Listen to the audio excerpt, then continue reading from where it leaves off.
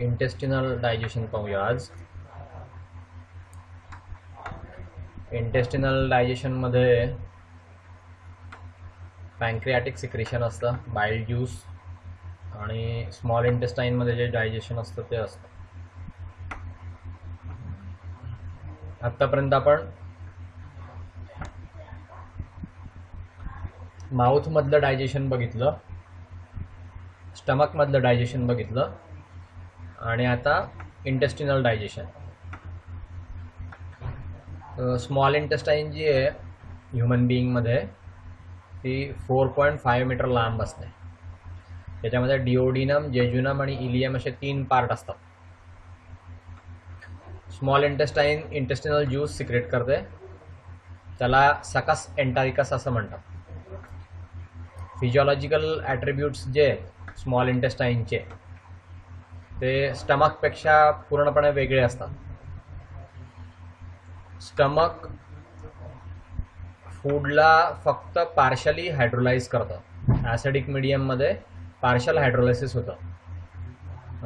त्याच्या आतमध्ये जे इंट्रिन्सिक सिक्रिशन्स असतात त्यामुळे ते डायजेशन होत असतं. गॅस्ट्रिक ग्लँड्स ह्या स्टमकच्या वॉलमध्येच असतात, म्हणून त्याला इंट्रिन्सिक सिक्रेशन म्हटलेलं आहे. तसं स्मॉल इंटेस्टाईनमध्ये नसतं. स्मॉल इंटेस्टाईनमध्ये जे डायजेस्टिव्ह ज्यूस येतात ते डायजेस्टिव्ह ज्यूस पॅन्क्रियाजमधून येतात, लिव्हरमधून येतात. त्यामुळे हे जास्त महत्त्वाचे, स्टमकपेक्षा हे जास्त महत्त्वाचं आहे. स्टमकमध्ये इंट्रिन्सिक सिक्रेशन असतं, ते त्या स्टमकच्या वॉलमध्ये ज्या गॅस्ट्रिक ग्लँड्स असतात त्यामधूनच ते आलेलं असतात. इंटेस्टिनल एन्झाईम्स जे आहेत ते त्यांच्या डिओडिनल म्युकोसामधून तर येतातच, पण पॅन्क्रियाजमधून सुद्धा येतात. नंतर अल्कलाईन मीडियम असतं एन्झायमॅटिक ॲक्टिव्हिटीसाठी.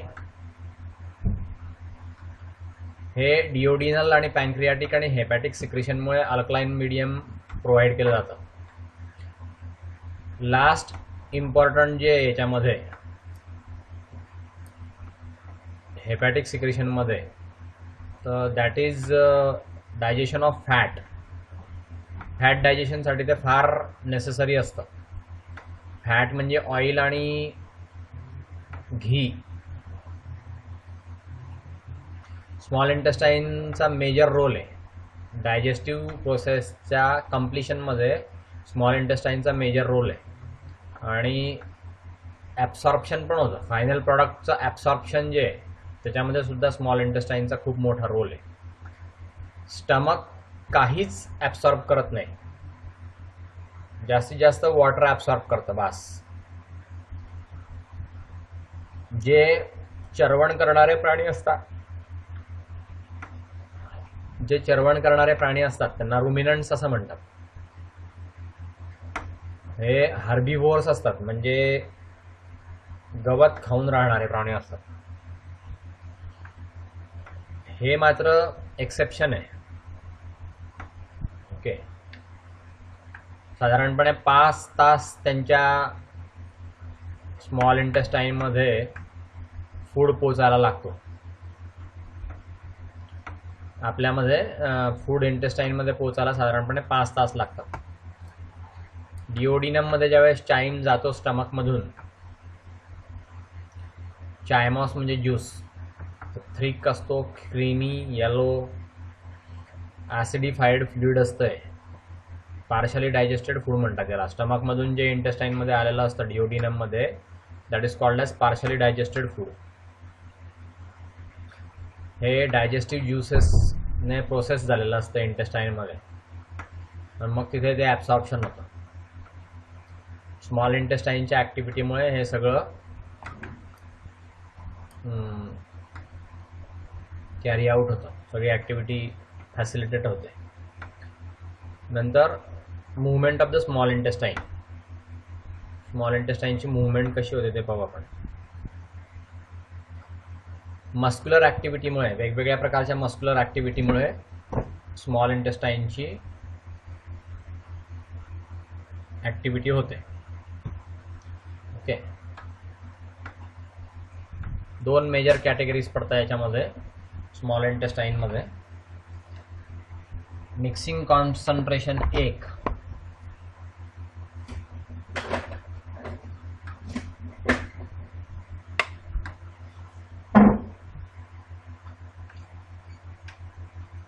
प्रपल्सिव्ह कॉन्ट्रॅक्शनमुळे मिक्सिंग कॉन्ट्रॅक्शन्स आणि प्रपल्सिव्ह कॉन्ट्रॅक्शन असे दोन असतात मुवमेंटमध्ये.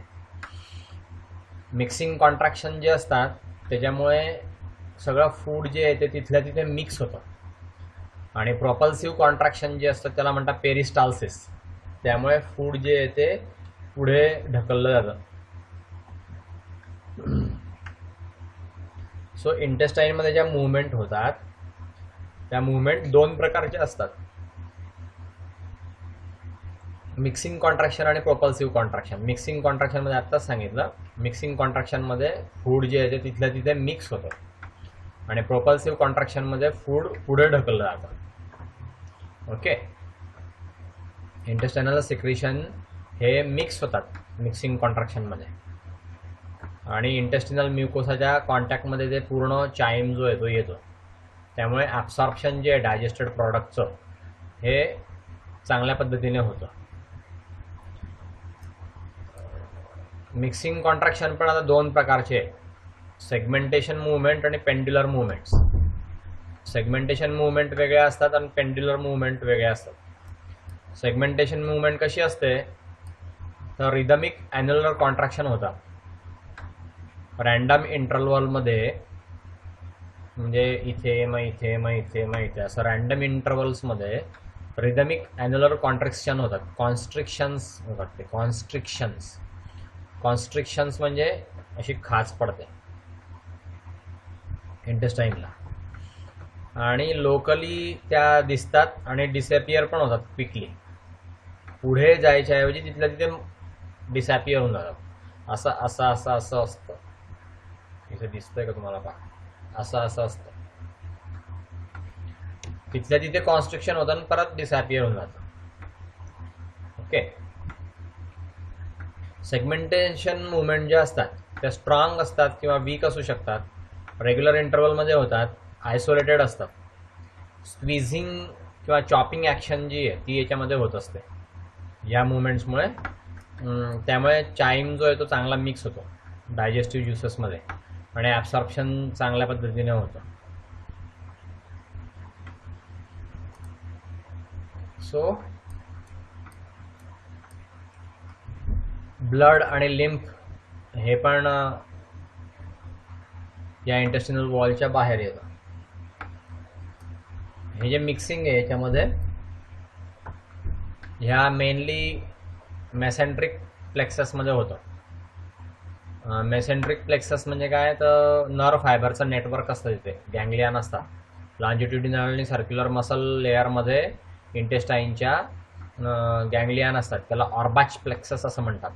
या ऑर्बाच प्लेक्ससपासून जे नर्व इम्पल्सेस येतात त्याच्यानुसार या मुवमेंट होतात. Okay.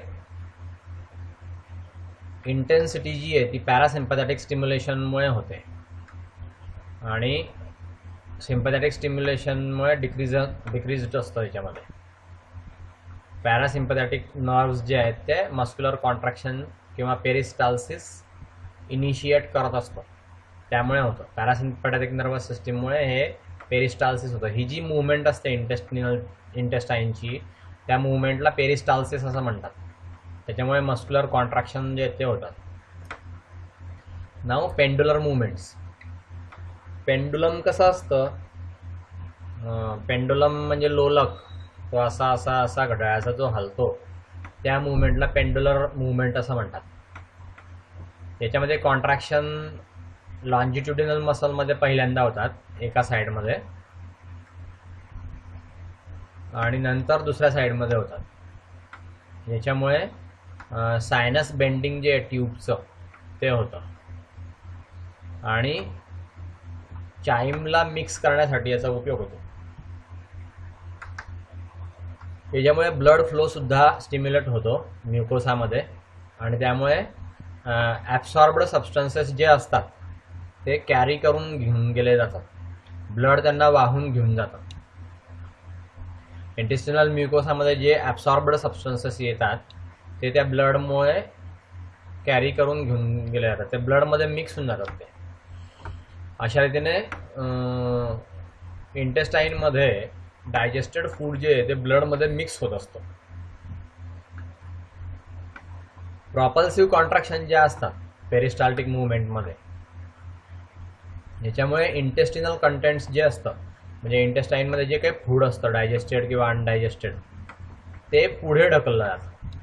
Powerful peristaltic मुवमेंटमुळे considerable length लांब असतात ह्या इंटेस्टाईनमध्ये, आणि पेरिस्टाल्टिक ॲक्टिव्हिटी जी आहे स्मॉल इंटेस्टाईनची ती खूप मोठ्या प्रमाणामध्ये वाढलेली असते जेवणानंतर, म्हणून गॅस्ट्रोएंटरिक रिफ्लक्स त्याला म्हणतात. यामुळे पेरिस्टाल्टिक वेव्स ज्या आहेत त्या क्रिएट होतात मेसेंट्रिक प्लेक्ससमध्ये, तिथून मग गॅस्ट्रिक वॉलमध्ये. वॉल ऑफ स्मॉल इंटेस्टाईन जी आहे त्या स्मॉल इंटेस्टाईनमध्ये या मग पेरिस्टाल्टिक मुवमेंट जोरामध्ये होतात जेवण झाल्यानंतर.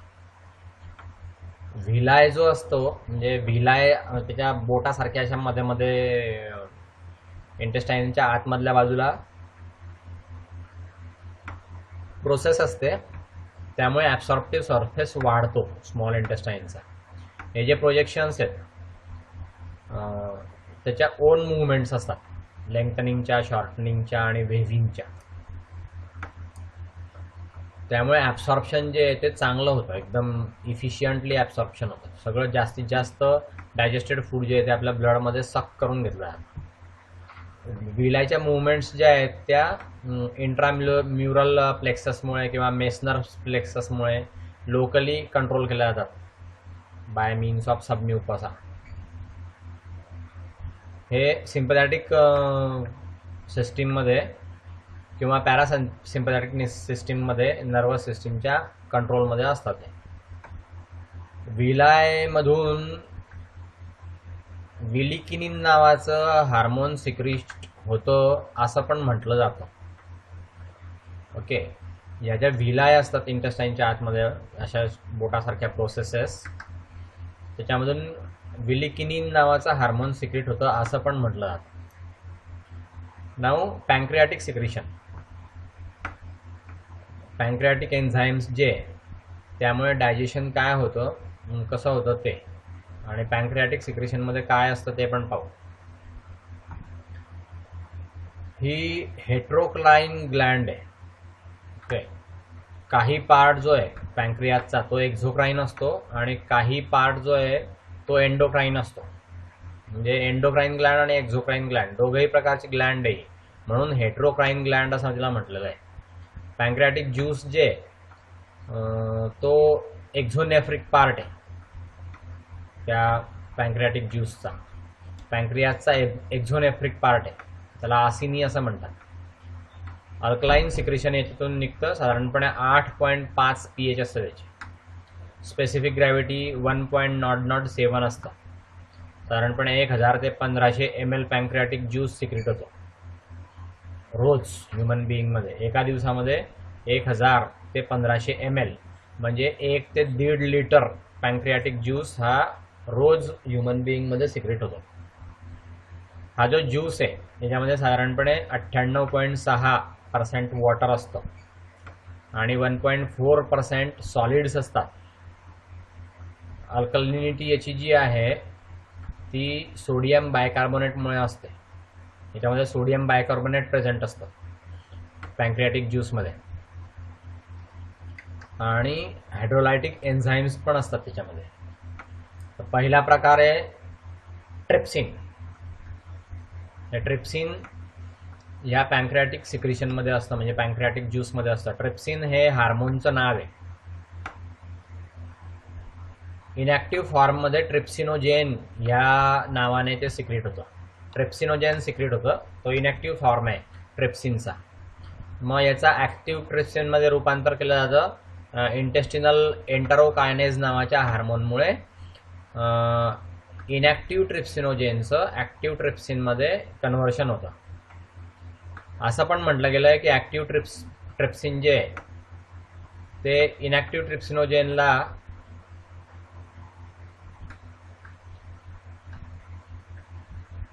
ॲक्टिव्ह बनवतो, मोर ॲक्टिव्ह ट्रिप्सिन बनतं त्याच्यामुळे. ॲक्टिव्ह ट्रिप्सिनसुद्धा ट्रिप्सिनोजेनला ॲक्टिव्ह बनवण्याचं काम करत असतं. याला ऑटो कॅटालिस्ट असं म्हणतात या ॲक्टिवेशनला. म्हणजे स्वतःच ट्रिप्सिन जे आहे ॲक्टिव्ह ट्रिप्सिन, त्या ॲक्टिव्ह ट्रिप्सिन दुसऱ्या इनॅक्टिव्ह ट्रिप्सिनोजेनला ॲक्टिव्हमध्ये रूपांतर करत असतं. तर दॅट इज स्वतःला ॲक्टिवेशन करायचं, दॅट इज ऑटो कॅटालिस्ट. ट्रिप्सिन जे आहे हे साधारणपणे 223 ॲमिनो ॲसिडने बनवलेलं असतं.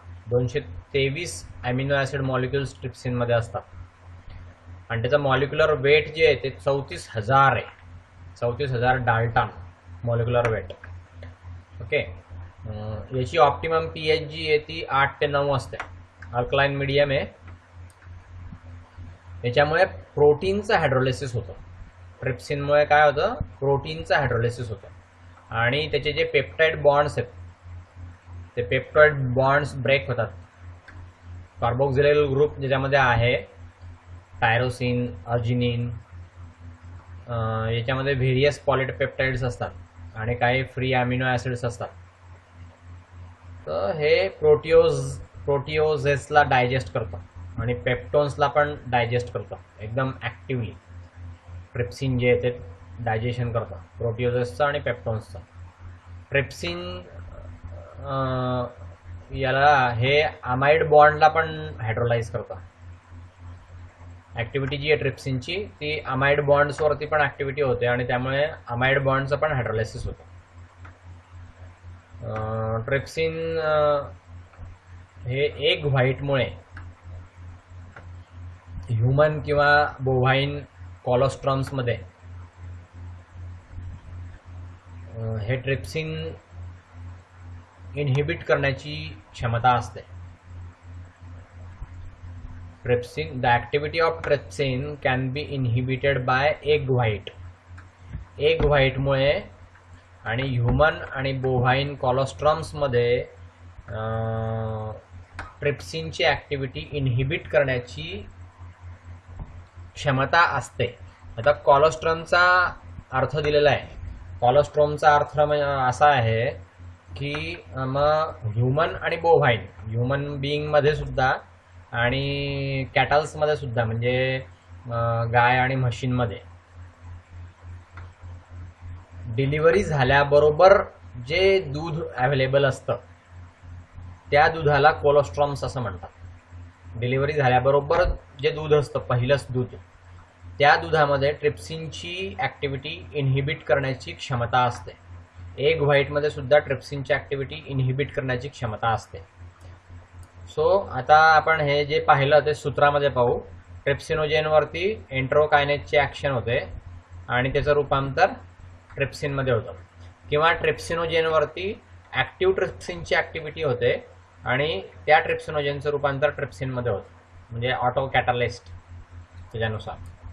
नंतर प्रोटीन्स, पेप्टोन्स आणि प्रोटिओजेस जे आहेत त्याच्यावरती ट्रिप्सिनची ॲक्टिव्हिटी होते आणि पॉलिपेप्टाइड्स किंवा फ्री ॲमिनो ॲसिड्स तयार होतात. ओके. सो अशा रीतीने ट्रिप्सिन हे आपण पहिलं पॅन्क्रियाटिक एन्झाईम बघितलं. नाव दुसरं जे आहे ते कायमोट्रिप्सिन. हे 4 प्रकारचे पॅन्क्रियाटिक कायमोट्रिप्सिन्स असतात. इनॅक्टिव्ह फॉर्ममध्ये कायमोट्रिप्सिनोजेन असतं, त्याचं रूपांतर कायमोट्रिप्सिनमध्ये होतं. कायमोट्रिप्सिनोजेन जे ते अल्कलाइन मीडियममुळे pH 7 ते 9, ट्रिप्सिनच्या प्रेझेन्समध्ये ट्रिप्सिनोजेनचं रूपांतर, कायमोट्रिप्सिनोजेनचं रूपांतर हे ॲक्टिव्ह कायमोट्रिप्सिनमध्ये होतं. याचं मॉलिक्युलर वेट साधारणपणे 27,000 ते 40,000 आहे. हा जो आहे पेप्टाइड लिंकवरती याचा अटॅक होतो ॲडजसंट ॲरोमॅटिक अमिनो ॲसिड्समध्ये, पर्टिक्युलरली टायरोसिन, फिनिलॅलॅनाइन, ट्रिप्टोफॅन आणि मिथिओनिन याच्यावरती याचा फरक पडतो. ओके. असं म्हटलं जातं की ऑर्गॅनिक फॉस्फेटमुळे या कायमोट्रिप्सिनोजेनची ॲक्टिव्हिटी जी आहे ती इनहिबिट करता येते. Organic phosphate, for example isopropyl fluorophosphate, नंतर बेन्झॉईल डेरिव्हेटिव्ह ऑफ बऱ्याचशा अमिनो ॲसिडचे बेन्झॉईल डेरिव्हेटिव्ह, यामुळे कायमोट्रिप्सिनची ॲक्टिव्हिटी ही इनहिबिट होते. ओके.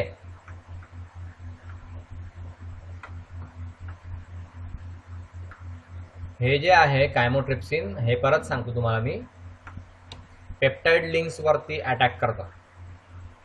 ॲरोमॅटिक अमिनो ॲसिडचे जे पेप्टाइड लिंक्स असतात त्याच्यावरती अटॅक करतं. टायरोसिन, फिनिलॅलॅनिन हे अमिनो ॲसिडचे नाव आहेत, टायरोसिन आणि फिनिलॅलॅनिन. नंतर ट्रिप्टोफॅन आणि थोड्याफार प्रमाणामध्ये मिथिओनिन.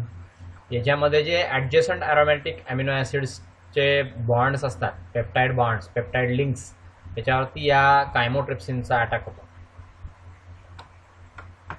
ओके. नाव कार्बोक्झिपेप्टिडेजेस. कार्बोक्झिपेप्टिडेजेस बऱ्याचशा प्रकारचे हे आहेत.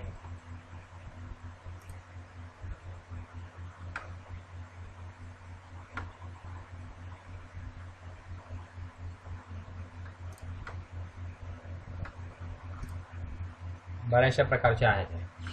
ओके. कार्बोक्झिपेप्टिडेजेस म्हणून त्याला एस लावलेला आहे. आणि ASE हा एन्झाईमचा डिनोटेड शब्द आहे, सफिक्स. मागे जे जोडलं जातं त्याला सफिक्स म्हणतात, पुढे जे जोडलं जातं त्याला प्रिफिक्स म्हणतात.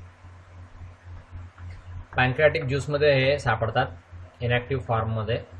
प्रो कार्बोक्झिपेप्टिडेज याचं नाव आहे, प्रो कार्बोक्झिपेप्टिडेज असं नाव आहे. याचं कन्व्हर्शन जे ॲक्टिव्ह फॉर्ममध्ये ट्रिप्सिन आणि एन्ट्रोकायनेज या एन्झाईममुळे होतं. कार्बोक्झिपेप्टिडेज जे ते टर्मिनल अमिनो ॲसिडला फ्री कार्बोक्सिल ग्रुपमध्ये कन्वर्ट करतो. दोन डिफरंट कार्बोक्झिपेप्टिडेजेस जे आहेत पॅन्क्रियाटिक ज्यूसमध्ये, A आणि B, हे डिस्क्राईब केलेले आहेत. दोघंही ते वेगवेगळे असतात. स्पेसिफिकली फ्री अल्फा कार्बोक्सिलिक ग्रुपनुसार टर्मिनल ॲरोमॅटिक किंवा बेसिक अमिनो ॲसिडवरती जे free carboxyl, alpha carboxyl groups असतात त्याच्यामुळे ते दोघांमध्ये फरक असतो. कार्बोक्झिपेप्टिडेजेस जे आहेत ते पेप्टाइड्सवरती ॲक्ट करतात, ज्याच्यामध्ये टायरोसिन, फिनिलॅलॅनिन आणि ट्रिप्टोफॅन आहे असं. आणि कार्बोक्झिपेप्टिडेजेस B जे आहे ते पेप्टाइड बॉन्ड्स ज्याच्यामध्ये लायसिन आणि अर्जिनिन आहे याच्यावरती ॲक्टिव्हिटी दाखवतो. पॅन्क्रियाटिक कार्बोक्झिपेप्टिडेज जे आहे याचं क्रिस्टलायझेशन होतं, त्याच्यामध्ये एक झिंक ॲटम असतो.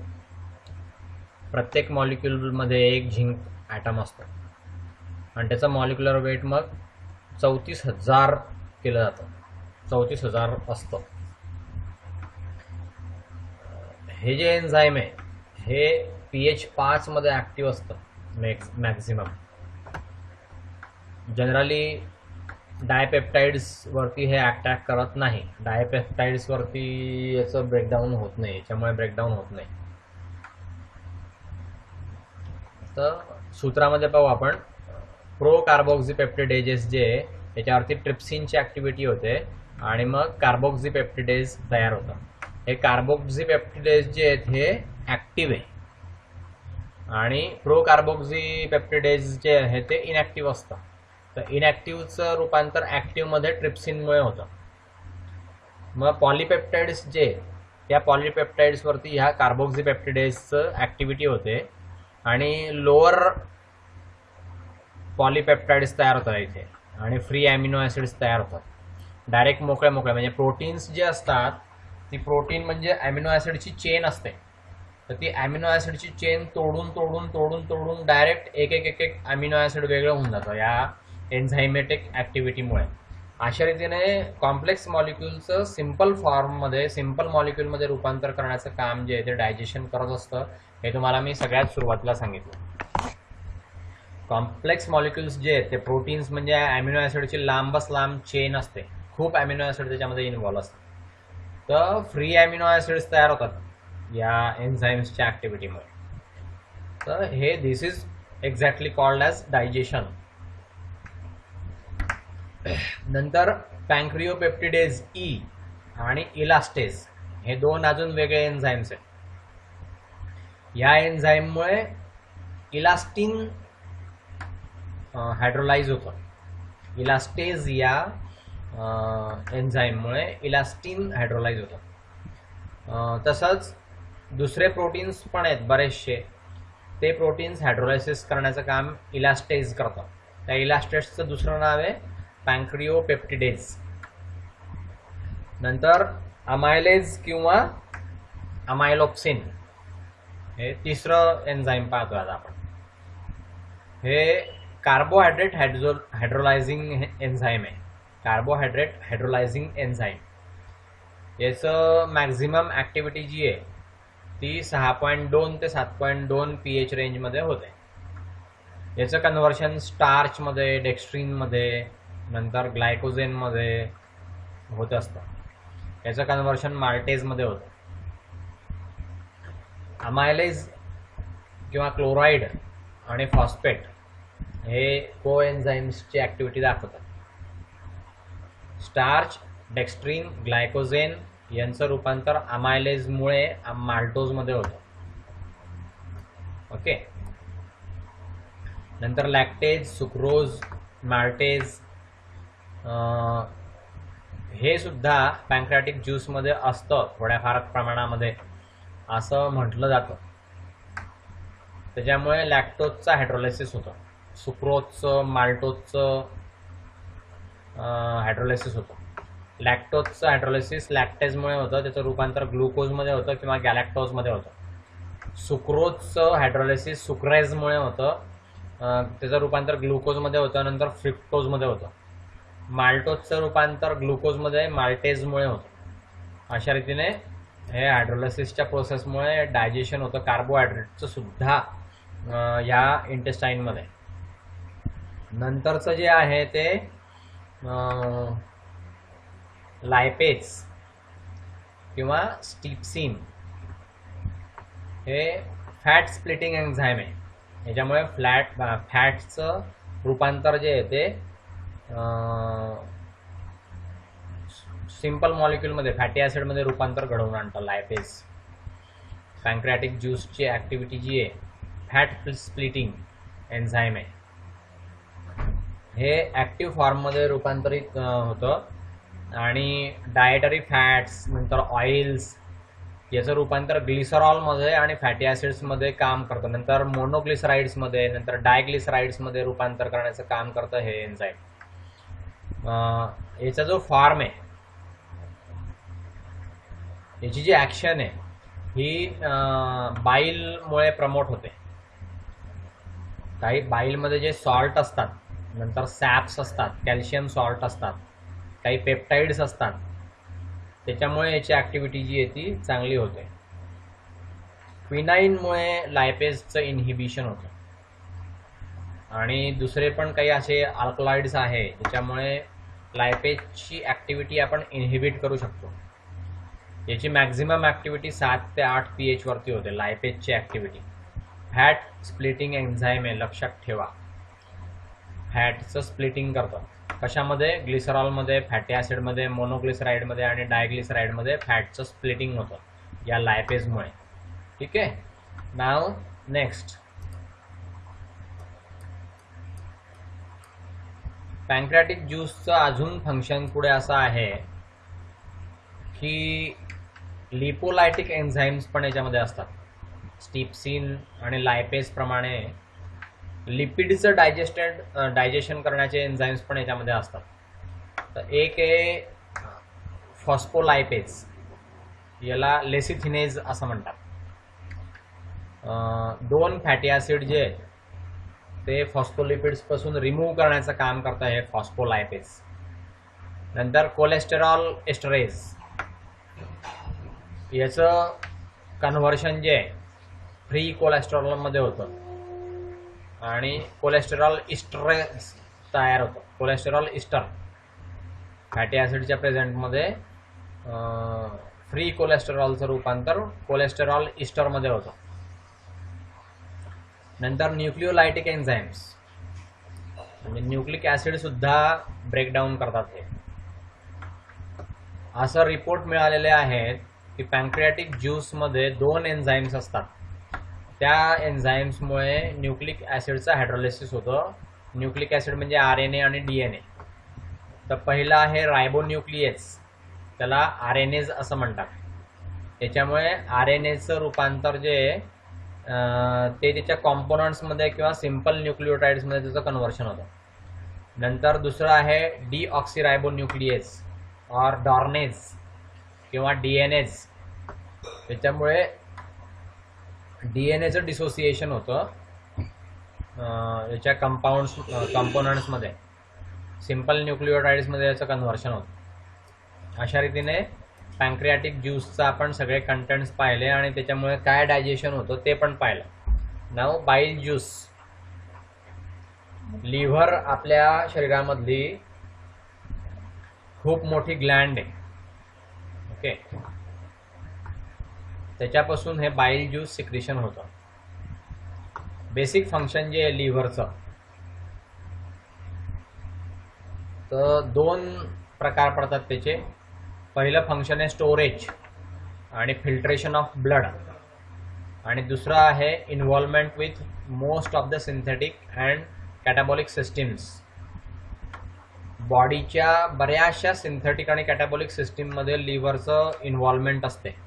लिव्हरशिवाय त्या प्रोसेस पूर्ण होऊ शकत नाही. आणि तिसरं फंक्शन आहे सिक्रिशन ऑफ बाईल. कोलेरॅसिस असं म्हणतात त्याला, कोलेरॅसिस.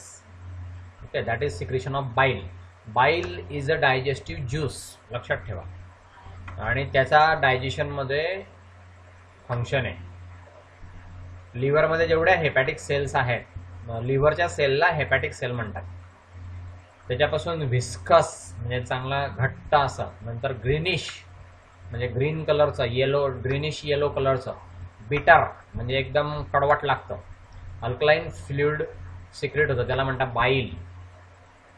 मॅनमध्ये साधारणपणे 1000 ml म्हणजे 1 लिटर पर डे असं बाईल ज्यूस सिक्रिशन होत असतं. आणि याच्यामध्ये भरपूर सबस्टन्सेस असतात वेगळे. बाईलला गॉल ब्लॅडरपर्यंत घेऊन जातात. म्हणजे एक डक्ट असते लिव्हरपासून निघालेली, त्यातून ते बाईल जे आहे ते गॉल ब्लॅडरमध्ये जातं. आणि गॉल ब्लॅडरमध्ये त्या बाईलचं स्टोरेज होतं.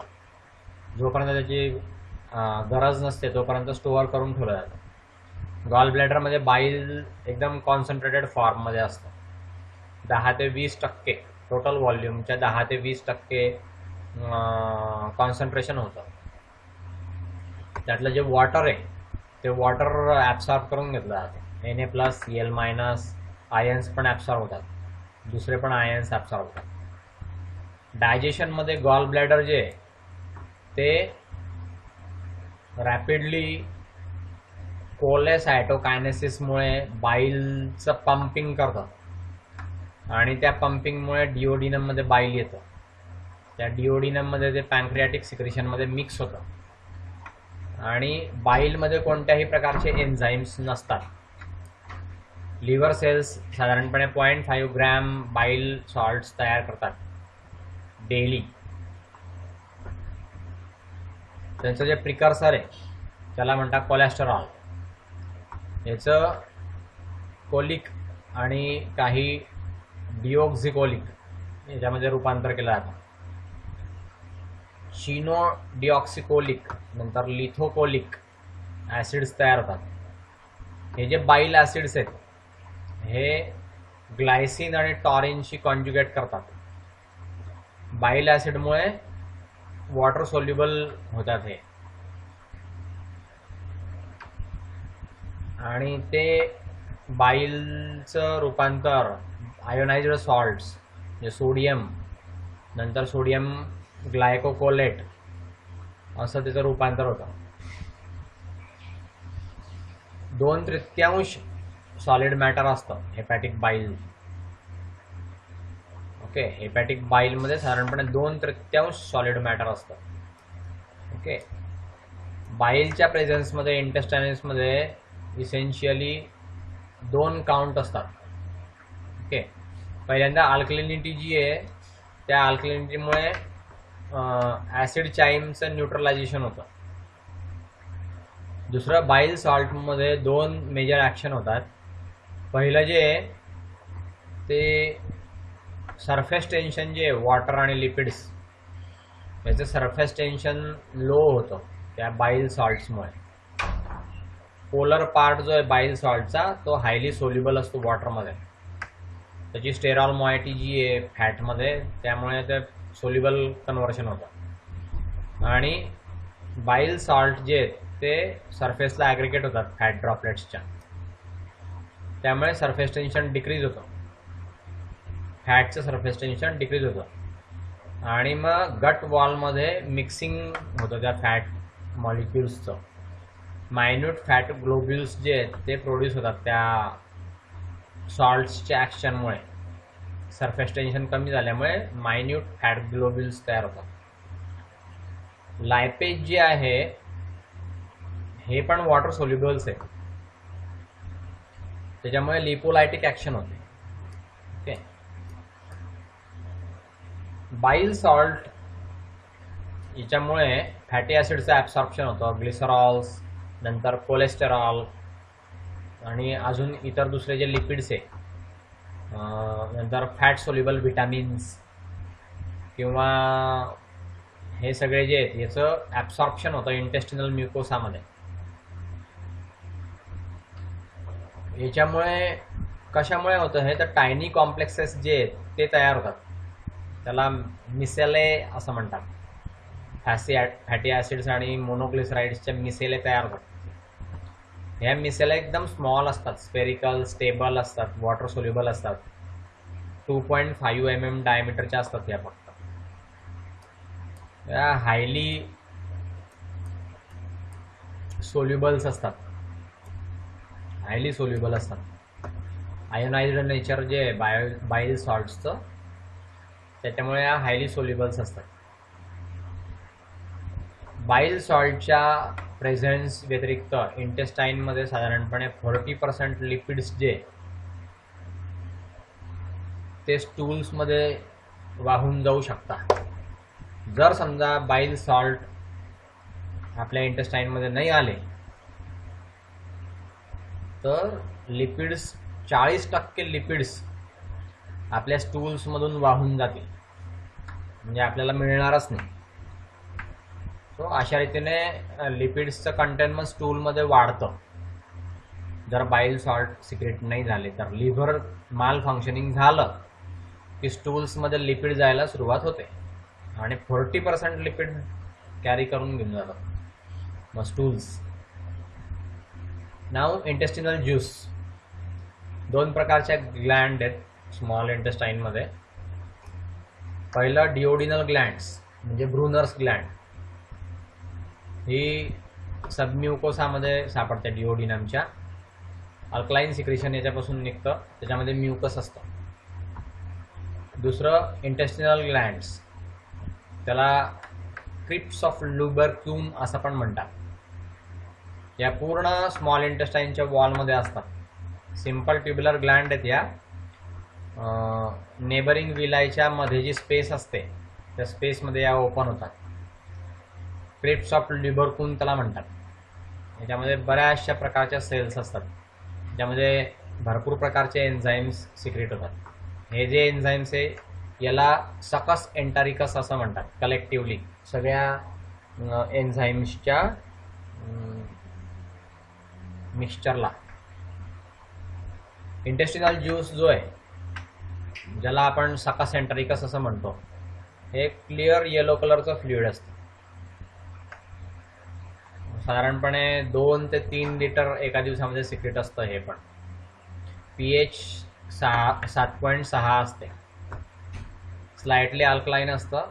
याच्यामध्ये 98.5% वॉटर असतं आणि 1.55% सॉलिड मॅटर असतं.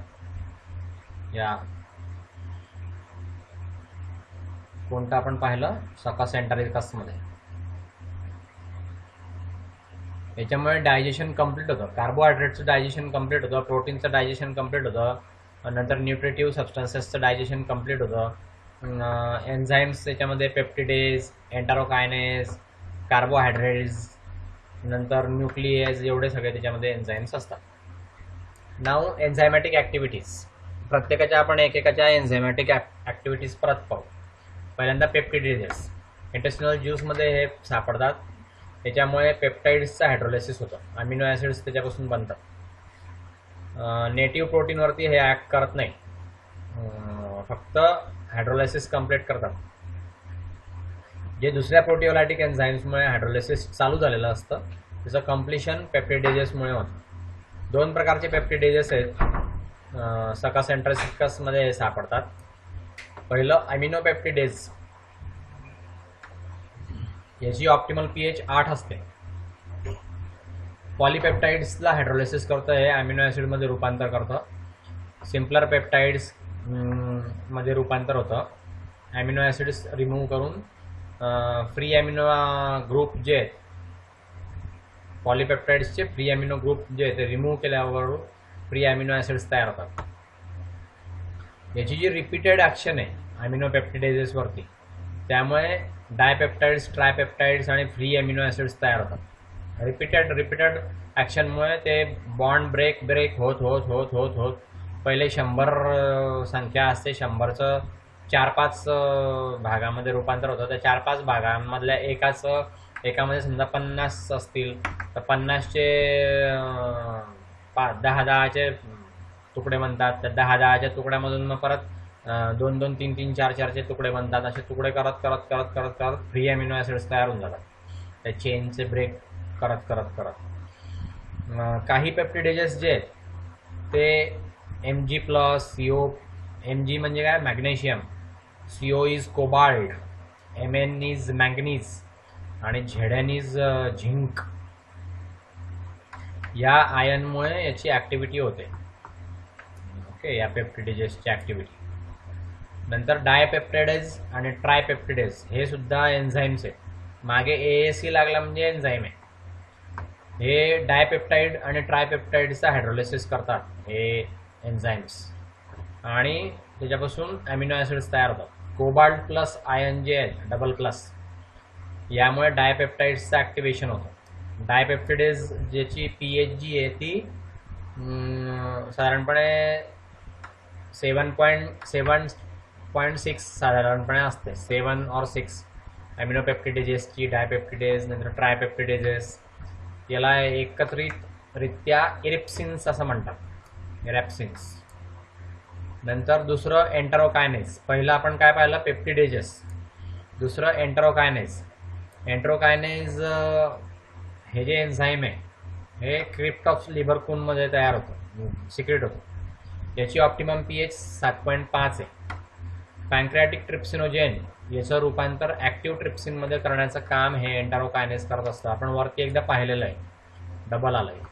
कार्बोहायड्रेट्स, याच्यामध्ये डायसॅक्राइड्स स्प्लिटिंग एन्झाईम असं पण याचं नाव आहे. सुक्रोज, माल्टोज किंवा सुक्रोज, त्याचं माल्टेज आणि लॅक्टेज असे 2 फॉर्म आहेत.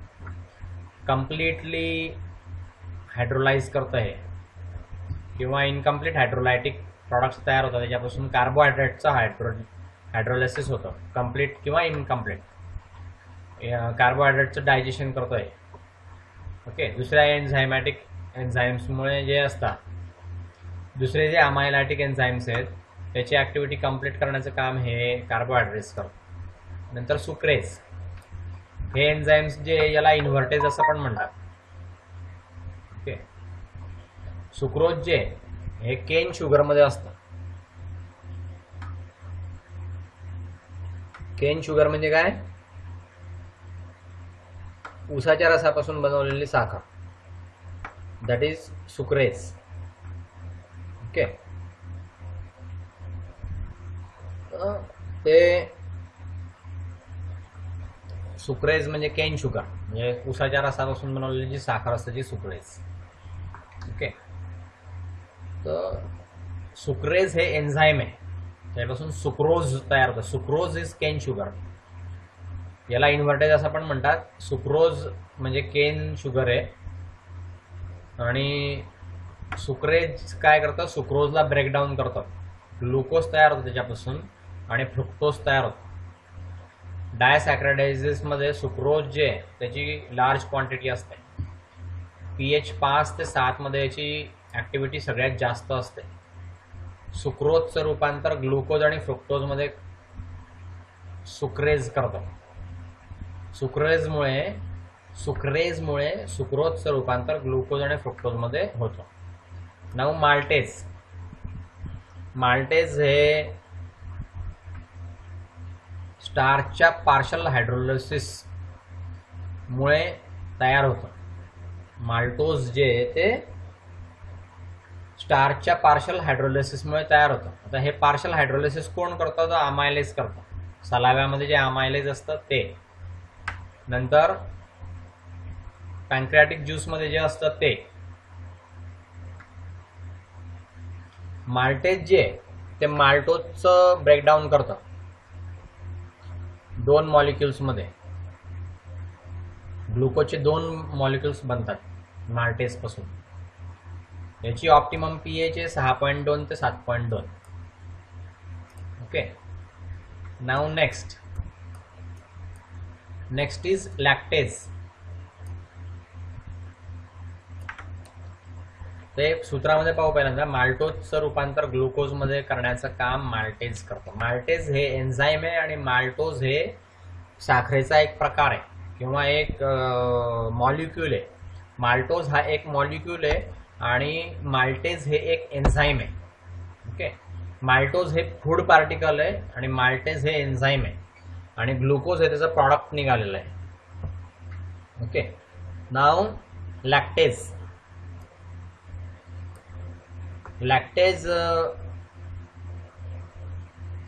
जे आहे हे एन्झाईम आहे. लॅक्टोज मिल्कमध्ये असतं. लॅक्टेज काय करतं, लॅक्टोजला डायजेस्ट करतं. त्याच्यापासून ग्लुकोज तयार होतं आणि गॅलॅक्टोज तयार होतं. याची pH 5.4 ते 6 pH मध्ये याची ॲक्टिव्हिटी खूप चांगली होते. लॅक्टोजचं रूपांतर लॅक्टेजमुळे ग्लुकोज आणि गॅलॅक्टोजमध्ये होत असतं. नाव न्यूक्लिओलायटिक एन्झाईम्स. 3 प्रकारचे एन्झाईम्स आहेत. न्यूक्लिक ॲसिडचं हायड्रोलायसिस करतात. हे इंटेस्टिनल ज्यूसमध्ये असतात. पहिलं न्यूक्लिएजेस. हे एन्झाईम्स न्यूक्लिक ॲसिडचं हायड्रोलायसिस करून न्यूक्लिओटाइड्स बनवतात किंवा मोनोन्यूक्लिओटाइड्स बनवतात. दुसरं फॉस्फेटेजेस. हे न्यूक्लिओटाइड्सचं ब्रेकडाऊन करतात. त्याच्यापासून न्यूक्लिओसाइड बनतात. फॉस्फोरिक ॲसिड बनतं किंवा आपण असं म्हणू शकतो फॉस्फोरिक ॲसिड रिमूव्ह करतात हे न्यूक्लिओटाइडपासून. नंतर न्यूक्लिओसाइडेज हे जे एन्झाईम आहे न्यूक्लिओसाइडचं क्लिव्हेज करते, म्हणजे तोडते. फ्री नायट्रोजनस बेसेस आणि पेंटोस शुगर मोकळे होऊन जाते न्यूक्लिओसाइडेसमुळे. कोरिलेशन आहे फूड आणि टाईप ऑफ एन्झाईम यांचं कोरिलेशन आहे. कार्निवोरस जे आहे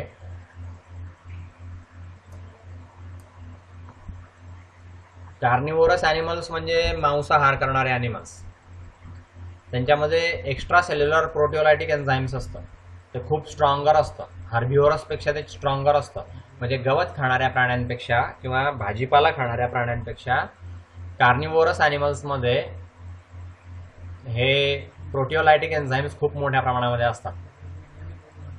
दुसऱ्या भागामध्ये अमायलोलायटिक एन्झाईम्स जे ते हार्बिओरसमध्ये जास्त प्रमाणामध्ये सिक्रेट होतात. कारण हार्बिओरसमध्ये कार्बोहायड्रेट्सचं प्रमाण जास्त असतं आणि कार्निवोर्स जे यांच्या अन्नामध्ये प्रोटीनचं प्रमाण खूप जास्त असतं. तर माणूस हा हार्बिओरस प्राणी आहे म्हणून त्याच्यामध्ये अमायलोलायटिक एन्झाईम्स जास्त असतात, प्रोटिओलायटिक कमी असतात. म्हणून माणसं जे मांसाहार करतात ते योग्य नाही आहे. माणसांमध्ये जास्त प्रोटीन जे मांसामधून जातं ते प्रोटिओलायटिक एन्झाईम्स कमी असल्यामुळे सगळ्याचं ते पचन होत नाही. माणूस हा हार्बिओरस आहे म्हणून त्याच्यामध्ये अमायलोलायटिक एन्झाईम्स जास्त असतात माणसामध्ये. ओके. नाव डायजेशन आणि absorption in large intestine. Okay, हे आपण नेक्स्ट लेक्चरला पाहूया. 50 मिनटं होऊन गेले आजच्या लेक्चरला. सो डायजेशन आणि ॲब्सॉर्प्शन इन लार्ज इंटेस्टाईन हे नेक्स्ट टाईम. इथे आज थांबूया.